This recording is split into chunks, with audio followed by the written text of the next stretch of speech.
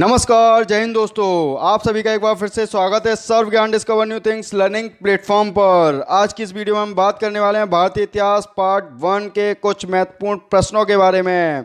आज के हमारे टॉपिक्स हैं सिंधु घाटी की सभ्यता, वैदिक संस्कृति, जैन धर्म में महावीर जी की जीवन व शिक्षाएं, बौद्ध धर्म में गौतम बुद्ध जी की जीवन व शिक्षाएं। UP triple SC pad exam के लिए यह वीडियो आपके लिए कारगर व महत्वपूर्ण साबित होगी। स्टार्ट करते हैं। सबसे पहला प्रश्न है आपका, हड़प्पा सभ्यता के एक हिस्से लोथल की खोज किसने की थी? ऑप्शन है आपके दयाराम साहनी, राकलदास बनर्जी या फिर SR राव, RS विस्ट। तो आपका सही आंसर होगा हमारा SR राव जी ने लोथल की खोज की थी। आपका क्वेश्चन बनता है कि लोथल की खोज किस सन में SR राव जी ने की थी? तो आपका आंसर होगा 1955 से 1962 के बीच की थी। और आपका एक और क्वेश्चन बन सकता है कि लोथल कहाँ पर स्थित है? तो इसका आंसर होगा हमारा भोगवा नदी के तट पर स्थित है, जो कि अहमदाबाद जिला गुजरात में स्थित है। नेक्स्ट आपका क्वेश्चन है, सिंधु सभ्यता में घोड़ों की अस्थियों के अवशेष कहाँ पर मिले थे? बनावली, चंदूदड़ो, सुरकोटदा या फिर धौलवीरा। तो आपका सही आंसर होगा इसमें सुरकोटदा, यानी कि ऑप्शन नंबर सी। सिंधु घाटी सभ्यता में घोड़ों की अस्थियों के अवशेष सुरकोटदा गुजरात में स्थित पुरातात्विक स्थल से मिले हैं। सुप्तकोटदा, लोथल व कालीबंगन में घोड़े की मृण मूर्तियां, हड्डियां व जबड़े आदि मिले हैं। अगर आपके क्वेश्चन में अगर नहीं आता है कि सुरकोटदा, तो आप इसका आंसर अगर आपका यहाँ दिया होगा लोथल या फिर कालीबंगा, तो आप उन पर टिक कर सकते हैं, वह आपका राइट आंसर जाएगा। नेक्स्ट क्वेश्चन है, सिंधु घाटी सभ्यता के लोगों का मुख्य व्यवसाय क्या था? व्यापार, पशुपालन, शिकार या फिर कृषि। तो आपका सही आंसर होगा व्यापार उनका मुख्य व्यवसाय था। नेक्स्ट क्वेश्चन है आपका फोर्थ, हड़प्पा सभ्यता किस युग की थी? कांस्य युग, नवपाषाण युग, परापाषाण युग या फिर लोह युग की। तो आपका सही आंसर इसमें हो जाएगा कांस्य युग की हड़प्पा सभ्यता थी। नेक्स्ट क्वेश्चन है फिफ्थ, सिंधु घाटी सभ्यता के बारे में इनमें से कौन सा कथन सत्य है? सिंधु लोग कपास के उत्पादन करने वाले लोग थे, उन्होंने लकड़ी के बक्से में अनाज भंडारित किया था। सिंधु घाटी सभ्यता पंजाब, सिंध, गुजरात, बलूचिस्तान, राजस्थान और पश्चिम बंगाल के कुछ हिस्सों को कवर करती थी। या फिर सिंधु लोग कुत्तों, बिल्लियों व घोड़ों को बड़े पैमानों पर पालते थे। तो आपका आंसर होगा इसमें ऑप्शन नंबर ए, सिंधु लोग कपास के उत्पादन करने वाले लोग थे। क्यों? क्योंकि सैन्यकालीन अर्थव्यवस्था सिंचित कृषि, अधिशेष पशुपालन, दस्तकारी तथा आंतरिक और विदेश व्यापार पर आधारित थी। यहाँ से प्राप्त वनस्पति अवशेष के आधार पर कहा जा सकता है कि यहाँ के लोग गेहूं, जौ, बाजरा, चावल की खेती किया करते थे। सर्वप्रथम कपास का उत्पादन भी सिंधु घाटी सभ्यता के लोगों ने ही किया था। यूनानी इसे हिंडन कहा करते थे, हिंदन कहकर संबोधित किया करते थे, क्योंकि इसकी उत्पत्ति सिंधु से हुई थी। तो आपका नेक्स्ट क्वेश्चन है, यानी कि छठवां क्वेश्चन है, मोहनजोदड़ो सिंधु सभ्यता की खोज किसने की थी? तो आपका सही आंसर होगा हमारा राकलदास बनर्जी ने की थी। आपका एक और क्वेश्चन बन सकता है कि राकलदास बनर्जी ने इस मोहनजोदड़ो सिंधु सभ्यता की खोज किस सन में की थी? तो आपका आंसर बनेगा 1922 में की थी। मोहनजोदड़ो सिंधु सभ्यता का एक केंद्रीय नगर था, जिसकी खोज राकलदास बनर्जी ने सन 1922 में की थी। मोहनजोदड़ो शब्द का इसका अर्थ है माउंट ऑफ डेड। यह आज के टाइम पर मोहनजोदड़ो पाकिस्तान के सिंध प्रांत के लरकाना जिले में सिंधु नदी के तट पर स्थित है। नेक्स्ट क्वेश्चन है आपका वैदिक संस्कृति से, महाभारत में वर्णित कुरुक्षेत्र की लड़ाई कितने दिन तक लड़ी गई थी? ऑप्शन है आपके 16 दिन, 18 दिन, 20 दिन या फिर 24 दिन। तो इसका आपका सही आंसर होगा 18 दिन। महाभारत में वर्णित कुरुक्षेत्र का युद्ध कौरवों और पांडवों के मध्य हस्तिनापुर साम्राज्य के सिंहासन की प्राप्ति के लिए लड़ा गया था, जो कि 18 दिन तक चला था। तो आपका सही आंसर होगा हमारा 18 दिन। नेक्स्ट क्वेश्चन है, रामायण में मांडवी की किसकी पत्नी थी? लक्ष्मण जी की, राम जी की, भरत जी की या फिर सुग्रीव जी की। तो आपका सही आंसर होगा भरत जी की पत्नी थी। मांडवी भरत जी की पत्नी थी, राम जी की पत्नी सीता, लक्ष्मण जी की पत्नी उर्मिला और शत्रुघ्न जी की पत्नी थी श्रुतकीर्ति। नेक्स्ट आपका क्वेश्चन है, निम्न में से कौन सा उपवेद नहीं है? धनुर्वेद, शस्त्रशास्त्र, आयुर्वेद या फिर योग वेद। तो इसका आंसर है उपवेद नहीं है, तो इसका आंसर सही होगा योग वेद। उपवेद नहीं है, धनुर्वेद, शस्त्रशास्त्र व आयुर्वेद उपवेद ही हैं। आपका क्वेश्चन है, वैदिक देवता इंद्र किसके देवता थे? हवा के, तूफान के, वर्षा और चक्रवात के, या फिर अग्नि के? तो इसका सही आंसर होगा वर्षा और चक्रवात के देवता थे इंद्रदेव। ऋग्वेद के में सबसे प्रतापी देवता इंद्र हैं, जिन्हें पुरंदर अर्थात किले को तोड़ने वाला कहा गया है। इंद्र आर्यों के युद्ध नेता के रूप में चित्रित हैं, जिसने असुरों से लड़ने में आर्य सैनिकों का नेतृत्व किया था और उन्हें विजय दिलाई थी। ऋग्वेद में इंद्र पर 250 सूक्त हैं। इन्हें वर्षा के देवता के रूप में चित्रित किया जाता है। नेक्स्ट क्वेश्चन है आपका, ऋग्वेद में निहित गायत्री मंत्र किस देवता को समर्पित है? अग्नि, मारुत, इंद्रा या फिर सावित्री? तो इसका आपका सही आंसर होगा सावित्री। ऋग्वेद में निहित गायत्री मंत्र सावित्र देवता या फिर सूर्यदेव को समर्पित है। सावित्री सूर्यदेव को भी कहा जाता है। ध्यातव्य है कि सावित्र की रस्म को ही सावित्री की उपमा दी जाती है। ऋग्वेद के तीसरे मंडल में गायत्री मंत्र का वर्णन है, जिसे विश्वामित्र द्वारा लिखा गया है, यानी कि वर्णित किया गया है। नेक्स्ट आपका क्वेश्चन है, महाजनी प्रथा का उल्लेख निम्नलिखित में से किस प्राचीन ग्रंथ में हुआ था? तो महाजनी प्रथा का सर्वप्रथम उल्लेख शतपथ ब्राह्मण में हुआ था। इसमें सूदखोर को कुशी दिन कहा गया है। आपका क्वेश्चन है 13, प्राचीनतम वेद कौन सा है? सामवेद, ऋग्वेद, अथर्ववेद या फिर यजुर्वेद? यानी कि सबसे पुराना वेद हमारा कौन सा है? तो उसका आंसर होगा ऋग्वेद। प्राचीनतम वेद ऋग्वेद है। अन्य 3 वेद जो कि यजुर्वेद, सामवेद व अथर्ववेद हैं। ऋग्वेद में यज्ञ में देवताओं का आह्वान करने के लिए मंत्र है। यह सनातन धर्म का आरंभिक स्रोत है। इसमें सूक्तों की संख्या 1028 और मंत्रों की संख्या 10,552 है, जिसमें देवताओं की स्तुति की गई है। इसमें 10 मंडल हैं। अगर आपका क्वेश्चन बनता है कि ऋग्वेद में सूक्तों की संख्या कितनी है, तो आपका आंसर होगा 1028। और आपका क्वेश्चन बनता है कि मंत्रों की संख्या कितनी है, तो आपका आंसर होगा 10,552। इसे भी आप याद रखेंगे, क्योंकि ये भी questions UP SSC paid exam में आने की संभावना है। नेक्स्ट आपका क्वेश्चन है 14 क्वेश्चन, शतपथ ब्राह्मण और तैत्तिरीय ब्राह्मण डैश के ब्राह्मण मूल पाठ हैं? ऋग्वेद, यजुर्वेद, सामवेद व अथर्ववेद? तो आपका इसका सही आंसर होगा यजुर्वेद।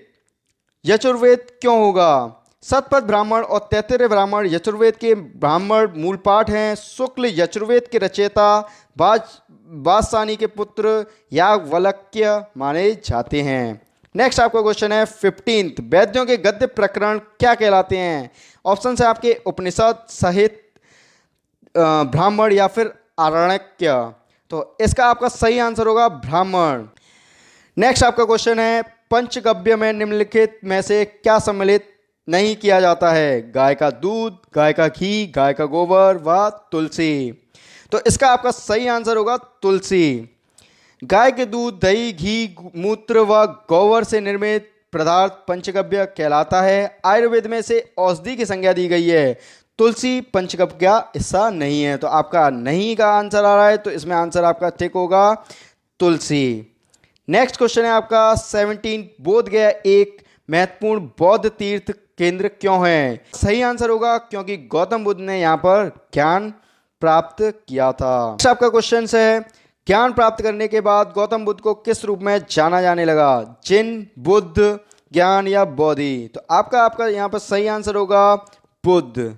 उनको बुद्ध के रूप में जाना जाने लगा। नेक्स्ट आपका क्वेश्चन है, किस स्मारक से गौतम बुद्ध ने दुनिया के लिए बौद्ध धर्म के दिव्य ज्ञान का प्रचार किया था? तो आपका ऑप्शन है महाबोधि मंदिर समूह, विष्णु स्तंभ, राजा अनंतपाल का किला या फिर हुमायूं का मकबरा? तो आपका सही आंसर होगा महाबोधि मंदिर समूह से उन्होंने स्मारक गौतम बुद्ध ने बौद्ध धर्म के दिव्य दर्शन का, दिव्य ज्ञान का प्रचार करना प्रारंभ किया था। बुद्ध को परिनिर्वाण कहाँ प्राप्त हुआ था? तो ऑप्शन है आपके बोध गया, कुशीनगर, राजगढ़, वैशाली? तो आपका सही आंसर होगा कुशीनगर में, यानी कि बुद्ध को परिनिर्वाण कुशीनगर में प्राप्त हुआ था। महात्मा बुद्ध को मल्ल गणराज्य की राजधानी कुशीनारा यानी कि कुशीनगर कहा जाता है, उसको भी में 483 ईसा पूर्व में परिनिर्वाण प्राप्त हुआ था। बौद्ध ग्रंथों में इसे महापरिनिर्वाण कहा जाता है। बोध गया, जैसे उरुवेला में महात्मा बुद्ध को ज्ञान की प्राप्ति हुई। ऋषि पतन यानी सारनाथ में उन्होंने अपना प्रथम उपदेश दिया, जिसे धर्म चक्र प्रवर्तन की संज्ञा दी गई। नेक्स्ट आपका क्वेश्चन है बौद्धों के लिए उत्तर प्रदेश में स्थित सारनाथ क्यों महत्वपूर्ण है? भगवान बुद्ध ने यहाँ ज्ञान प्राप्त किया था, भगवान बुद्ध ने यहाँ पर जन्म लिया था, भगवान बुद्ध का परिनिर्वाण यहाँ पर हुआ था। तो इसका आपका सही आंसर होगा ऑप्शन नंबर डी। उन्होंने यहाँ पर ज्ञान प्राप्त करके पहला उपदेश दिया था, जैसा कि आपको मैंने पहले बताया था। तो आपका नेक्स्ट क्वेश्चन है बुद्ध ने अपना पहला उपदेश कहाँ दिया था? सारनाथ, यानी इसका आंसर होगा सारनाथ। बुद्ध ने अपना पहला उपदेश सारनाथ में दिया था। नेक्स्ट आपका क्वेश्चन है बुद्ध ने देश में अपना पहला धर्म उपदेश देते हुए अपने मत की आधारशिला रखी थी। ऑप्शन है आपके झांसी, बोध गया, कौशाम्बी या फिर सारनाथ। तो इसका भी आंसर आपका होगा सारनाथ। उन्होंने सारनाथ में अपना पहला धर्म उपदेश की आधारशिला रखी थी। नेक्स्ट क्वेश्चन 24वां क्वेश्चन है आपका गौतम बुद्ध ने डैश में धर्म चक्र प्रवर्तन सूत्र का उपदेश दिया था? कपिलवस्तु, लुम्बिनी, बोध गया या फिर सारनाथ। तो इसका भी आंसर आपका होगा ऑप्शन नंबर डी, सारनाथ में उन्होंने धर्म चक्र प्रवर्तन सूत्र का उपदेश दिया था। नेक्स्ट आपका 25वां क्वेश्चन है पाली में बौद्ध ग्रंथ को आमतौर पर त्रिपिटक यानी ट्रिफोल्ड बास्केट कहा जाता है। इनमें से वो त्रिपिटक नहीं है। अधिधम्म पिटक, सुप्त पिटक, उपासका पिटक या फिर विनय पिटक। तो इसका आपका सही आंसर होगा उपासका पिटक। पाली में बौद्ध ग्रंथों को आमतौर पर त्रिपिटक या फिर थ्री फोल्ड बास्केट कहा जाता है, जिसमें शामिल है सुप्त पिटक, विनय पिटक तथा अधिधम्म पिटक। त्रिपिटक बौद्ध धर्म के मुख्य ग्रंथ हैं। इनकी मुख्य भाषा पाली है। तो त्रिपिटकों की मुख्य भाषा क्या है आपका क्वेश्चन बनता है, तो आप आंसर लगा सकते हैं उसमें पाली भाषा में यह त्रिपिटक लिखे गए हैं, यानी कि त्रिफोल्ड बास्केट, अधिधम्म पिटक, सुप्त पिटक व विनय पिटक। आपका क्वेश्चन में आ सकता है कि त्रिपिटक कौन कौन से हैं, तो आप आंसर लगा सकते हैं अधिधम्म पिटक, सुप्त पिटक या फिर विनय पिटक। उपासका पिटक नहीं है, जैसे कि आपने क्वेश्चन में देखा होगा इसमें नहीं लगा हुआ है। नेक्स्ट आपका क्वेश्चन है 26, नागार्जुन कौन थे? एक जैन भिक्षु, एक बौद्ध दार्शनिक, एक यूनानी शासक या फिर एक वैदिक ऋषि। तो आपका सही आंसर होगा इसमें एक बौद्ध दार्शनिक। नागार्जुन एक बौद्ध दार्शनिक थे। वे कुषाण शासक कनिष्क के समकालीन थे। उन्होंने प्रज्ञा पारमिता सूत्र की रचना की, जिसमें शून्यवाद यानी कि सापेक्षवाद का प्रतिपादन किया। वो माध्यमिक दर्शन के प्रमुख आचार्य थे। 27, राजा बिंबिसार के दरबार में उस प्रसिद्ध चिकित्सक का क्या नाम है जो भगवान बुद्ध के निजी चिकित्सक कहलाते थे? अजातशत्रु, सरिपुत्र, जीवाक या फिर राहुल। तो इसका आपका सही आंसर होगा जीवाक। जीवाक प्राचीन भारत के प्रसिद्ध आयुर्वेदाचार्य थे बौद्ध धर्म में। ये गौतम बुद्ध के निजी चिकित्सक व बिंबिसार के दरबारी चिकित्सक भी थे। बिंबिसार मगध का राजा था तथा अज्ञातशत्रु बिंबिसार का पुत्र था। तो आपका अगर क्वेश्चन बनता है कि बिंबिसार का पुत्र कौन था, तो आपका आंसर होगा अजातशत्रु। और आपका अगर क्वेश्चन बनता है कि बिंबिसार कहाँ का राजा था, तो आपका क्वेश्चन है जो उस स्थान का नाम बताएं जहां बौद्धों की मान्यता के अनुसार गौतम बुद्ध ने अपनी मृत्यु के बाद परिनिर्वाण प्राप्त किया। तो आपका सही आंसर होगा इसका option number B, Kushinagar. Kushinagar में महात्मा बुद्ध ने मृत्यु के बाद परिनिर्वाण प्राप्त किया। नेक्स्ट आपका क्वेश्चन है भारत में स्थित किस शहर को विश्व का सबसे पुराना शहर माना गया, संसार में माना गया है? तो इसका आंसर होगा आपका वाराणसी। वाराणसी को सबसे प्राचीन शहर माना गया है। हिंदू पौराणिक कथा के अनुसार वाराणसी यानी कि काशी विश्व का प्राचीनतम शहर है। प्राचीन काल में वाराणसी काशी प्रांत की राजधानी हुआ करती थी। नेक्स्ट आपका 30 नंबर क्वेश्चन है प्रज्ञा पारमिता सूत्र की रचना किसने की थी? जैसा कि आपको मैंने इससे पहले वाले क्वेश्चन में बताया था, नागार्जुन, राहुला, सरिपुत्र या फिर जीवाक। तो इसका सही आंसर होगा आपका नागार्जुन जी ने प्रज्ञा पारमिता की सूत्र की रचना की थी। क्वेश्चन नंबर 31, निम्नलिखित में से कौन सा बौद्ध पवित्र स्थल निरंजना नदी पर स्थित था? बोध गया, कुशीनगर, लुम्बिनी या फिर ऋषिपतन? तो इसका आपका सही आंसर होगा कुशीनगर। कहाँ पर स्थित था? निरंजना नदी के तट पर स्थित था। नेक्स्ट आपका जैन धर्म से रिलेटेड प्रश्न है, पहले जैन तीर्थकर कौन थे? ऑप्शन नंबर बी ऋषभदेव जैन धर्म के पहले तीर्थकर थे। जैन परंपरा के अनुसार जैन धर्म में कुल 24 तीर्थकर हुए हैं। जैन धर्म के मूल संस्थापक व प्रवर्तक प्रथम तीर्थकर ऋषभदेव, जिनको आदिनाथ कहा जाता है। 23वें तीर्थकर हमारे पार्श्वनाथ जी थे तथा महावीर स्वामी जैन धर्म के 24वें तीर्थकर थे, जिन्होंने 6वीं शताब्दी ईसा पूर्व में जैन धर्म का प्रचार व प्रसार किया। नेक्स्ट 33वां प्रश्न है, जैन धर्म में 3 रत्न जैसे त्रिरत्न कहा जाता है दिए जाते हैं, उन्हें निर्वाण का मार्ग कहा जाता है, वे क्या हैं? आपका सही आंसर होगा इसमें डी, सही विश्वास, सही ज्ञान और सही आचरण। जैन धर्म के त्रिरत्न हैं सही विश्वास जिसको सम्यक दर्शन, सही ज्ञान जिसको सम्यक ज्ञान और सही आचरण सम्यक आचरण कहा जाता है। जैन धर्म में सत्य या यथार्थ में विश्वास को सम्यक दर्शन, वास्तविक ज्ञान को सम्यक ज्ञान और जो कुछ भी जाना जा चुका हो उस और सही माना जा चुका हो उसे कार्य रूप में परिणत करने का सम्यक आचरण कहा गया है। जैन धर्म में कैवल्य की प्राप्ति जीव का अंतिम लक्ष्य बताया गया है। तो आपके इसमें से क्वेश्चन बन सकते हैं कि जैन धर्म में सत्य या यथार्थ में विश्वास को क्या कहा गया है? तो आपका आंसर होगा सम्यक दर्शन या फिर सही विश्वास। और आपका दूसरा क्वेश्चन बन सकता है कि वास्तविक ज्ञान को क्या कहा गया है? तो वास्तविक ज्ञान को सही ज्ञान या फिर सम्यक ज्ञान कहा गया है।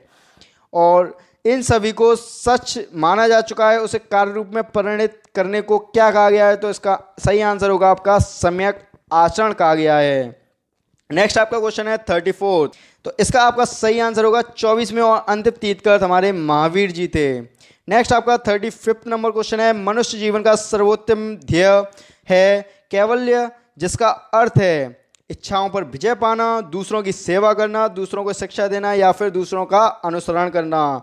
तो इसका आपका सही आंसर होगा इच्छाओं पर विजय पाना। जैन धर्म के अनुसार मनुष्य जीवन का चरम लक्ष्य कैवल्य की प्राप्ति है। उपयुक्त विकल्पों में कैवल्य का साम्य इच्छाओं पर विजय प्राप्त करने को में से स्थापित किया जा सकता है, क्योंकि इच्छाओं पर विजय प्राप्ति के बिना कैवल्य संभव नहीं है। तो आज के हमारे क्वेश्चंस टॉपिक्स यानी कि जो टॉपिक्स थे उनके सारे क्वेश्चंस हमारे कंप्लीट हो चुके हैं। तो अगर आप इस चैनल पर नए हैं तो इस चैनल को सब्सक्राइब करना ना भूलें, इस वीडियो को लाइक करें, कमेंट करें, और अगर आपको किसी अन्य टॉपिक पर वीडियो चाहिए तो आप हमें कमेंट करके भी बता सकते हैं। बेल आइकन प्रेस करना ना भूलें, और जो भी है UPSC की पैट की एग्ज़ाम की तैयारी कर रहे हैं उनको यह वीडियो शेयर करना ना भूलें। आप हमारे टेलीग्राम चैनल पर भी जुड़ सकते हैं, टाइप करें आप टेलीग्राम में सर्व ज्ञान डिस्कवर न्यू थिंग्स। आपको लिंक भी डिस्क्रिप्शन में दी गई है, आप उस लिंक पर क्लिक करके टेलीग्राम ग्रुप ज्वाइन कर सकते हैं। Thank you so much for watching this video. मिलते हैं हम अपनी अगली वीडियो में, तब तक के लिए जय हिंद दोस्तों।